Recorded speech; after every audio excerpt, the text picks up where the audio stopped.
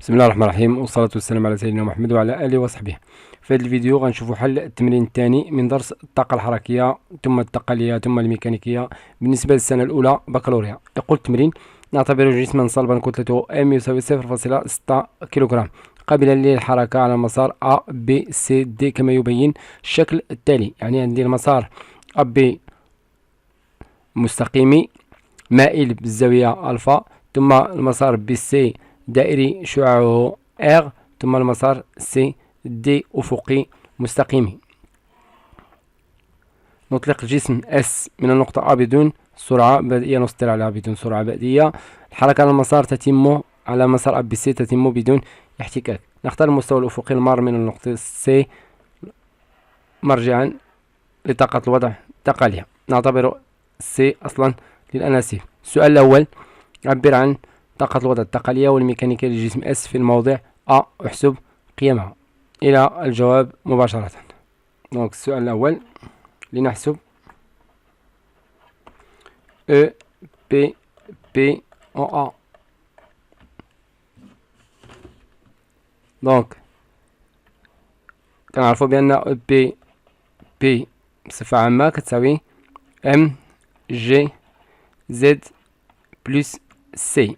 أول حاجة نحسبو لا كونستونت سي هو الأول. دونك إلا اعتبرنا حسب التمرين كنعتبرو سي أصل الأناسيب، يعني أن هذا هو محور ديال زد سي كتساوي صفر. واعتبرناها بأن بي بي قلنا بأن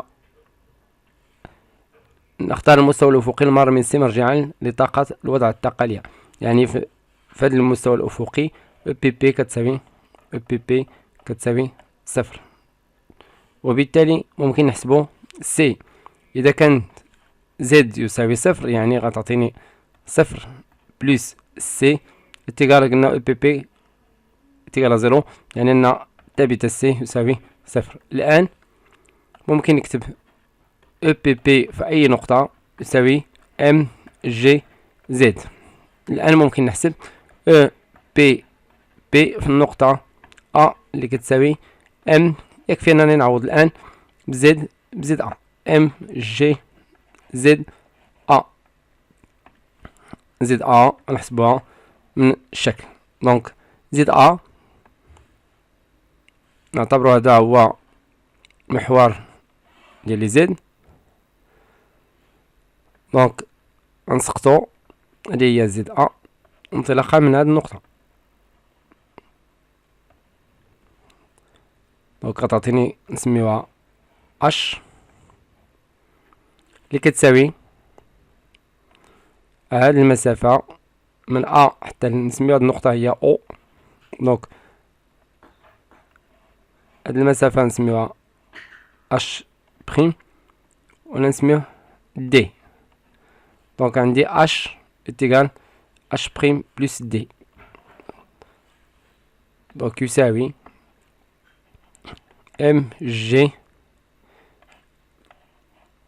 فوا اش اللي هي ام جي اش بريم بلس دي، وما نساوش الاقواس هنا. دونك اش بريم نرجعو لاش بريم. اش بريم في المثلث القائم بالزاوية او بي ا، او بي ا يعني الا اعتبرنا هذه هي او ازاحة ديالها. دونك اش بريم كما ولفنا كنديرو في التمارين الاخرى هي المقابل، يعني كتساوي ا بي سينوس الفا. ا بي نعوض ام جي ا بي سينوس الفا بلس دي. بقى لي انني نحسب دي. دونك باش نحسبو دي نديرو الاسقاط على المستقيم. هذه هي المسافة دي اللي كتساوي نسميو هاد النقطة او بريم مثلا اللي كتساوي دونك دي كتساوي او سي موان، وغنسميو هاد المسافة دي بريم دونك او سي هي ار ناقص دي بريم هي المحاذي في هذا المثلث القائم الزاوية، يعني ار كوس الفا اللي هي ار فاكتور ان موان كوس الفا. دونك ار نعوضو، دونك يساوي او بي بي في ا ام جي ا بي سينوس الفا بلس ار فاكتور ان موان كوس الفا. هذا هو التعبير ديال او بي بي في النقطة ا. دونك او بي بي دو ا تيغال ام جي ا بي سينوس الفا زائد انشرو ام جي ار ان موان كوسينوس الفا. دونك هذه هي او بي بي في النقطة ا. الآن السي في النقطة ا كتساوي 0 جول، لأن في ا يساوي 0 لأن الجسم ينطلق بدون سرعة بديهة من ا. دونك ام في النقطة ا اللي كتساوي السي في النقطة ا زائد او بي بي في النقطة ا. قلنا بأن السي ا يساوي 0، يعني أن او ام في النقطة ا كتساوي او بي بي في النقطة ا. نعوضوها، نلقاو الكتابة التالية ام جي ا بي سينوس الفا ام جي فوا ا بي فوا سينوس الفا زائد ام جي ار ان موان كوسينوس الفا. دونك هذه هي او ام في النقطة ا. الآن نمرو للسؤال الموالي اللي هو عبر احسب كل من طاقة الوضع الثقلية والطاقة الحركية للجسم في النقطة ب. باش نحسبو في النقطة ب، دونك او بي بي في النقطة ب كتساوي ام جي زد ب. نرجعو للشكل نشوفو بأن زد ب هي دي اللي هي، دونك هذه هي دي اللي هي ار ان موان كوس الفا. دونك يساوي ام جي فوا دي اللي هي ام جي ار ان موان كوسينوس الفا او بي بي في النقطة ب. الآن نحسبو اس سي في النقطة ب. دونك باش نحسبو اس سي في النقطة ب عندي طرق مختلفة. ممكن نحسبو مبرهنة الطاقة الحركية، دونك نحسب مبرهنة طاقة مبرهنة الطاقة الحركية اللي كتقول بأن دلتا سي خلال الانتقال من A إلى B كتساوي الطاقة الحركية في النقطة B ناقص الطاقة الحركية في النقطة A يساوي الشغل ديال B فقط، لأن الجسم ينزلق بدون احتكاك. دونك قلنا سابقا بأن SCA يساوي 0، أن VA يساوي 0، وبالتالي تبقى SCB كتساوي الشغل ديال B خلال الانتقال من A إلى B اللي هي كيساوي M G زد A ناقص زد B. نرجعو للشكل نشوفو زد A ناقص زد B. دونك زد A ناقص زد B هي H بريم اللي هي AB سينوس ألفا. دونك M G AB sinus alpha ECB. الآن EM في النقطة B يساوي EC في النقطة B زائد EPP في النقطة B.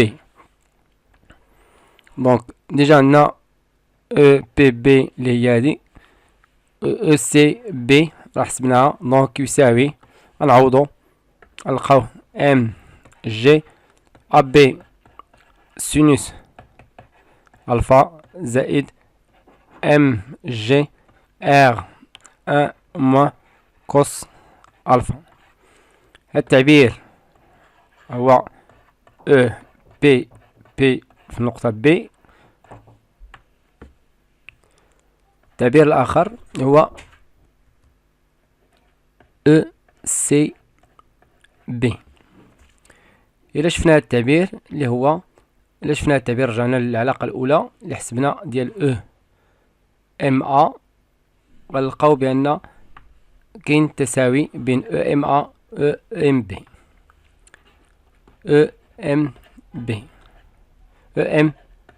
عفوا. دونك EM في النقطة B كتساوي EMA. هاد التقنية ديال الانحفاظ الطريقة الثانية، طريقة جوج لحساب ECB هي انحفاظ الطاقة الميكانيكية. انحفاظ الطاقة الميكانيكية يعني أن EMA يساوي EMB. EMA قلنا بأن كتساوي EPP دو A زائد EC دو A يساوي EPP في النقطة B زائد EC في النقطة B. قلنا بأن هذه كتساوي صفر، ECA يساوي صفر لأن VA يساوي صفر، الجسم ينطلق بدون سرعة نبدية. حنا بغينا نحسبو ECB، يعني أن ECB كتساوي EPP في النقطة A اللي هي EMA، لأن ECA يساوي صفر ناقص EPP في النقطة B. الآن ممكن نعوض، دونك يساوي EPP في النقطة A غنرجعو ليها اللي هي هادي MG AB سينوس ألفا زائد MG R واحد ناقص كوس ألفا. دونك MG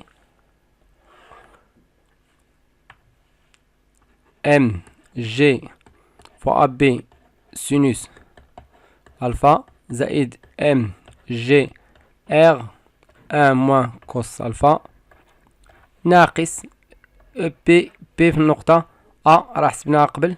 EPP في النقطة A اللي هي EPP في النقطة B عفوا هي هادي. دونك غنديرو ناقص MG R 1 موان كوس ألفا. كنلاحظو بأن العددين متقابلين، دونك غتبقى عندي EC في النقطة B كتساوي MG AB سينوس ألفا. كنلاحظو بأن كنلقاو نفس النتيجة اللي لقينا بالطريقة ديال. دونك عندي طريقتين هنا، طريقتين لحساب EC. عندي طريقتين، يا إما نستعملو انحفاظ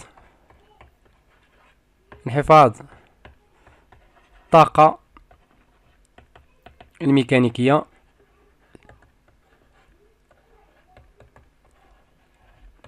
أو مبرهنة الطاقة الحركية. ولحساب EPP في النقطة B كان ممكن أننا نستعملو مبرهنة تغير، مبرهنة الطاقة التقلية اللي هي تغير الطاقة التقلية بين نقطتين A و B يساوي ناقص الشغل ديال B. يعني هذه الطرق كلها كتأدي لنفس النتيجة. احسب، هنا مازال ما كنحسبش، يعني كنعطي فقط التعابير. احسب كل من طاقة الوضع التقلية والطاقة الحركية للجسم S في الموضع C. دونك نرجع الآن نحسب. قبل ما ندوز لأس سي غنحسب. دونك قلنا بأن أس سي أ كيساوي صفر. دونك هذا أو بي بي في النقطة أ كتساوي ام جي أ بي سينوس ألفا زائد ام جي ار ان موان كوس ألفا. دونك التعبير العددي غنلقى ام، نرجعو لام، ام هي 0.6. دونك 0.6 نضربها في 10 نضربها في أبي، أبي اللي هي 3 فوا سينوس 50 درجة زائد 0.6 في 10 في ار، ار هي 80 سنتيمتر. دونك 80 في 10 أس ناقص 2 نضربها في 1 ناقص كوس 50. نبسط. دونك غنحسب هاد التعبير بوحدو لأن غنحتاجوه. دونك يساوي 6 في 0.6 في 10 يعني 6 في 3 18 فوا سينوس ديال 50 درجة زائد 6 هنا 0.8. دونك 6 في 8 في 10 أس ناقص 1 نضربها في 1 ناقص قوس 50.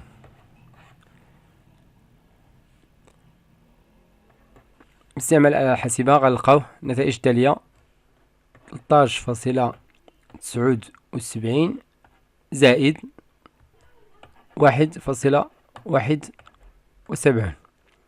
النتيجة نحصلو على 15.5 جول. يعني هذه هي او بي بي في النقطة أ، يعني أن او ام في النقطة أ كتساوي 15.5 جول. الآن في النقطة بي، في نقطة بي قلنا بأن السي في النقطة بي تساوي ام جي أ بي سينوس ألفا، اللي القيمة ديالها كتساوي نفس القيمة اللي حسبناها قبل اللي هي 13.79 جول سي في بي، ثم او بي بي في النقطة بي اللي كتساوي ام جي ار ان موان كوس 50 ألفا، اللي هي نفس القيمة اللي حسبناها من قبل اللي هي 1.71 جول. او بي بي في النقطة بي كتساوي 1.71. إلا جمعنا القيمتين غنحصلو على او ام في النقطة بي، او ام في النقطة بي اللي كتساوي نفس القيمة اللي حسبنا قبل اللي هي 15.5 جول. 15.5 جول. كنلاحظوا بأن عندنا انخفاض الطاقة الميكانيكية بين النقطة A والنقطة B. الآن السؤال الموالي: احسب كل من طاقة الوضع التقليدية والطاقة الحركية للجسم في الموضع C. في الموضع C. دونك في C دائما الحركة تتم بدون احتكاك. دونك غيكون عندنا انحفاض الطاقة ام سي يساوي ام في النقطة A اللي كيساوي ام في النقطة B. ام في سي كيساوي سي في النقطة C زائد بي في النقطة C كيساوي ام في النقطة A اللي هي 15.5 جول. الآن نحسبو كل وحدة على حدة. دونك نبداو ب او بي، هنا غنزيد بي او بي بي في النقطة سي يساوي، نرجعو للشكل. من الشكل خدينا اعتبرنا بأن او بي بي في المستوى الأفقي المار من سي يساوي صفر، يعني أن او بي بي في النقطة سي يساوي صفر جول. يعني كتبقى أن او سي في النقطة سي كتساوي 15.5 جول. 15 دونك 15.5 جول. نمرر السؤال الموالي. السؤال الموالي يقول: رابعا، يصل جسم اس عند النقطة دي، دونك نشوف النقطة بسرعة منعدمة إلى النقطة دي بسرعة منعدمة، نسطر على سرعة منعدمة. احسب شدة قوة الاحتكاك بين النقطة سي والدي، ثم استنتج كمية الحرارة المحررة خلال انتقال سي دي. دونك غنستعملو مبرهنات الطاقة الميكانيكية اللي كتقول بأن بما أن هنا وجود احتكاك، وبالتالي دلتا او ام خلال الانتقال من سي إلى دي كتساوي الشغل ديال اف قوة الاحتكاك اللي كتساوي ناقص كي الطاقة المحررة خلال الحركة. دونك الآن قلنا بأن ام في النقطة سي تساوي 15.5 جول. بقي أن نحسب ام في النقطة دي. ام في النقطة دي كتساوي سي في النقطة دي زائد او بي بي في النقطة دي يساوي، دونك هنا هذا يساوي صفر لأن في بين قوسين في دي يساوي صفر. ثم إلا رجعنا للشكل غنلقاو بأن دي مع سي في نفس المستوى الأفقي، وبالتالي او بي بي في النقطة دي تساوي صفر أيضا. دونك هنا صفر، دونك او ام في النقطة دي تساوي صفر. إذن دلتا تغير الطاقة الميكانيكية بين النقطة سي والدي يساوي الطاقة الميكانيكية او ام في الدي ناقص او ام في النقطة سي اللي هي الشغل ديال اف. هنا صفر، دونك كتبقى عندنا يكافئ أن نعوضو هنا 15.5 يعني ناقص 15.5 يساوي الشغل ديال اف. فوالا، يعني أن الشغل ديال اف يساوي ناقص 15.5 جول. حنا كنعرفو بأن كي الطاقة المحررة خلال الانتقال ناقص الشغل ديال اف اللي هي 15.5 جول. وصلنا لنهاية هذا الفيديو، وكان معكم الأستاذ خالد الناجي. متنساوش تبارطاجيو الفيديو على القناة ديالنا مدرسة الرياضيات والفيزياء، وتابعونا على صفحة الفيسبوك مدرسة الرياضيات. استودعكم الله والسلام عليكم ورحمة الله تعالى وبركاته.